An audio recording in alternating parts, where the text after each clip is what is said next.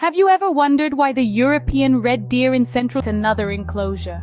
How did the Sika deer native to Asia end up in Central Europe, you might ask? The answer dates back to the turn of the 19th and 20th centuries. The allure of exotic game hunting led to the import of these unique creatures to the western parts of the Czech Republic. Bred initially in enclosures, they were an intriguing sight for hunters, offering a new hunting experience. However, the story takes a turn in the 1930s. The liquidation of one of these enclosures saw the first herd of Sika deer step into the freedom of nature. No longer confined within fences, they found themselves in a new world, unfamiliar yet full of potential. The Sika deer, adaptable and robust, began to explore their new home, unaware of the ripple effect their presence would soon cause. The 1940s saw a similar situation unfurl.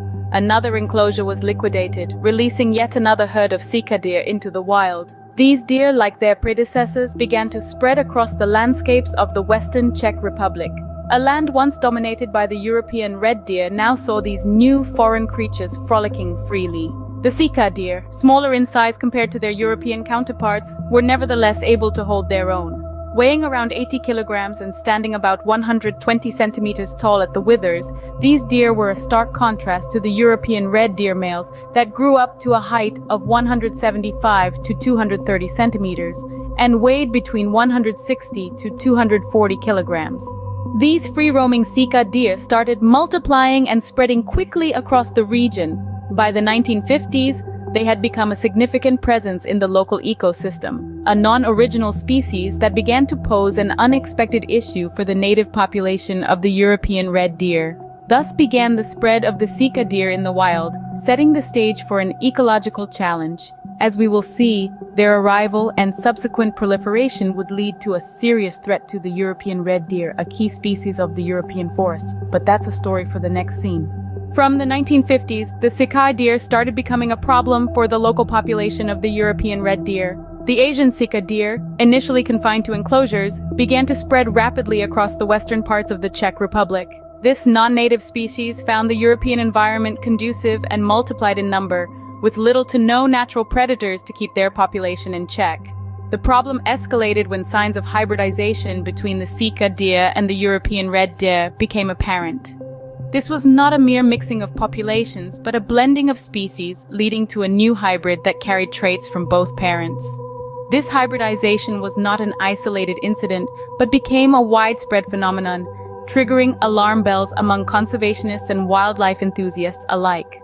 By the 1960s, discussions were rife about the possible risk of this hybridization. The European red deer, a majestic creature that had roamed the European forests for centuries, was at risk of losing its genetic identity. The situation worsened in the 1980s when hybrid signs were found in over 80% of all deer in some areas. The European red deer, it seemed, was gradually being replaced by this new hybrid species. In Ireland and Scotland, similar scenarios unfolded, adding to the growing concern about the future of the European red deer.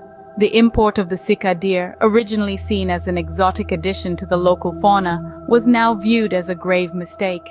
The director of the conservation organization European Wildlife, Dalibor Dostal, summed up the situation aptly. He stated, "A dramatic situation of the European deer in some areas of Central Europe shows what risk the import of non-original species into the European nature it is. Unfortunately, Europe has not learnt its lesson from it yet." The import of non-native species into European nature, as seen with the Sika deer, is a ticking time bomb for native species. The continuing hybridization of the European red deer with the Sika deer represents a serious threat to one of the key species of European forests. Fast forward to today, the hybridization of the European red deer with the Sika deer continues to pose a significant threat. The situation is especially alarming in countries like Ireland and Scotland, where the Sika deer population has spread rapidly. This invasive species from Asia, introduced into the European ecosystem over a century ago, has been a cause of concern due to its ability to crossbreed with the native European red deer. The Sika deer's adaptability to a variety of habitats and its higher reproductive rate compared to the European red deer have exacerbated the problem. This has resulted in a steady increase in hybrid deer populations, leading to a decline in the purebred European red deer. The challenge lies in the fact that these hybrids are fertile, thereby perpetuating the cycle. Conservation organizations across Europe are increasingly worried about this escalating issue. Dalibor Dostal, the director of the conservation organization European Wildlife, has described the situation as a time bomb for one of the key species of European forests. He warns that the increasing extent of the hybridization of the European red deer with the Sika deer poses a serious risk to the survival of the species. Dostal's concerns are echoed by other conservationists who are calling for urgent measures to control the spread of the Sika deer and protect the European red deer. However, despite efforts to raise awareness about the threat of hybridization, the import and breeding of non-native deer species continue in many parts of Europe. The European red deer, a majestic creature that has roamed the forests of Europe for centuries, is now under serious threat. The species, known for its remarkable size with males growing up to a height of 230 centimeters and weighing up to 500 kilograms, is at risk of being lost forever.